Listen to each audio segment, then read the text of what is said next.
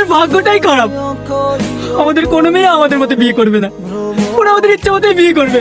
কান্না করো না আব্বা, আমি তোমার পছন্দের ছেলেকেই বিয়ে করব। তুই সত্যি বলছিস মা? কিন্তু আমার একটা শর্ত আছে। কি শর্ত মা, তুই বল। আমার বিয়েতে আমার বড় বোনকে এই বাড়িতে আনতে হবে। না না, এটা কখনোই সম্ভব না। কেন সম্ভব না? ও তো তোমারই মেয়ে, তাই করেই ফেলেছে, তাহলে কোন ক্ষমা হবে না? তুমি আর অবাক করো না, পুরি ঠিকই বলছে, ও তো আমাদেরই মেয়ে।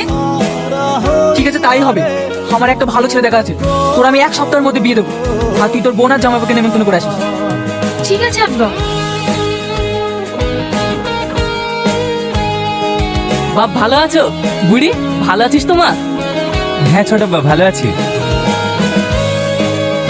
কিরে বোন, কালকে বিয়ে আর আজকে আসার সময় হলো?